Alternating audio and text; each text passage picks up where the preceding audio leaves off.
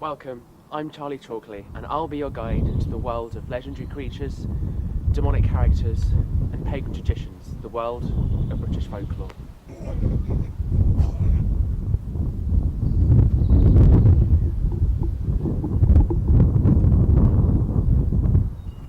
This house behind me is plagued, as you can see, by a boggart.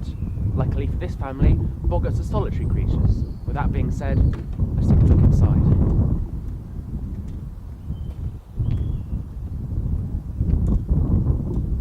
Well, it's a bit of a pain because he makes a mess of everything. Everything's a flipping mess all the time. You tidy up and before you know it, it's a flipping mess again. That's what it's like living with a boggart. And the thing is, we just don't know how to get rid of him. Boggarts are small goblin-like creatures, and they tend to live in houses or fields. Those of the field variety tend to be more malevolent, snatching children and whatnot, but the household variety are, well, just more of a nuisance. Mr. Boggart, could we ask you a few questions?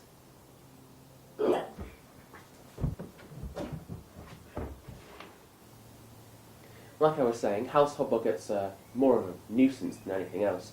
They make milk go sour, break things unexpectedly, and even at night pull bed sheets off of people and pull their ears.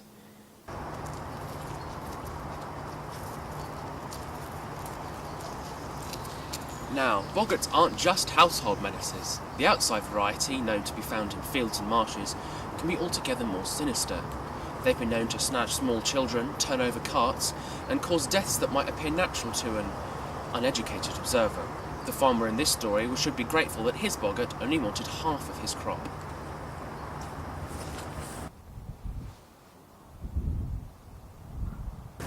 Oi there! I bought this field, I'll farm it as I please. You give me half of your yield. I'll give you what grows on the top of the earth or on the bottom. I choose what grows below the earth. So the farmer decided to sow barley, as this would provide maximum harvest for him, leaving the boggart with very little. When harvest time came, the boggart was really angry that he'd been swindled out of what he felt was due. I did what you asked. I gave you what grew below the earth. Well, this time, I choose what grows above. So the farmer decided to sow potatoes, as this would provide maximum harvest for him again, and not very much for the boggart. When harvest time came once again, the boggart was even less pleased than he was the first time. You've done it again. I did exactly what you asked. I gave you what grew above the earth. I can't live here anymore. So, through his deceitful ways, the farmer managed to clear his field of the boggart that plagued it. But be warned, not every creature responds this well to deceit. The year is 1309, and I'm here in Baldock, the home of the legendary Jackalegs, who is believed to have stood at 14 foot tall. The Knights Templar, who then had power over Baldock, abolished the set price for a loaf of bread. Up until then, the English assize for bread and ale controlled how much people could charge for bread. The price of bread skyrocketed. This led to many poor people being unable to purchase bread, and their diets significantly suffered as a result, and starvation became an issue for many. Jackalegs, the local hero, liberated the bread from the clasp of the merchants and gave it out to the townspeople for free. Today, this is what the Great North Road looks like, but back in 1309, it would have looked something more like this.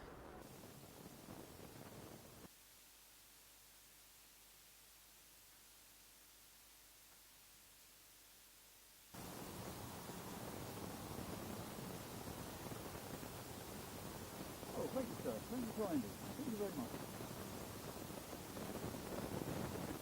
He's a right menace, he is. He takes all the bread we've made, he gives it to the poor, and then we can't make any money.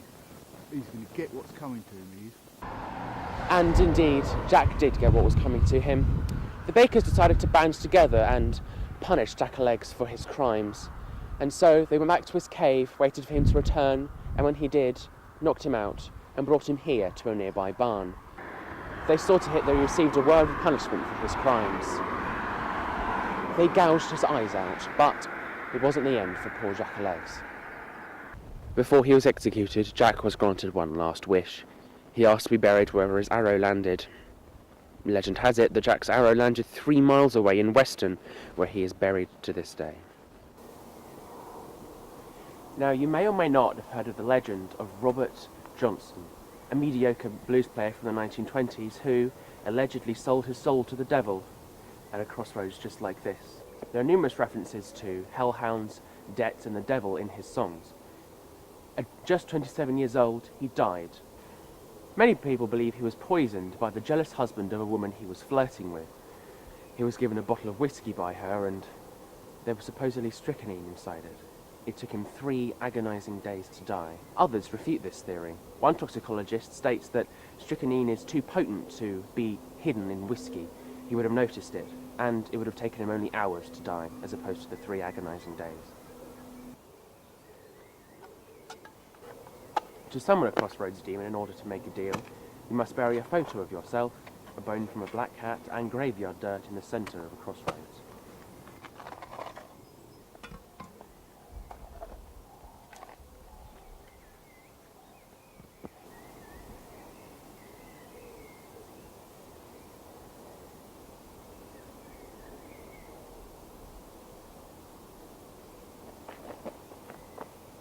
Don't look so surprised. You called me, didn't you?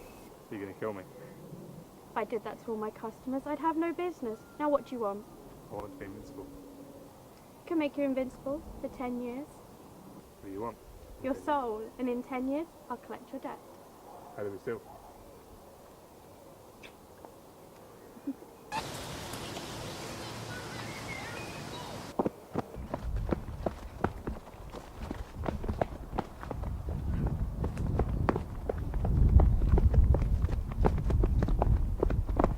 Be warned, you may think it's a shortcut to success.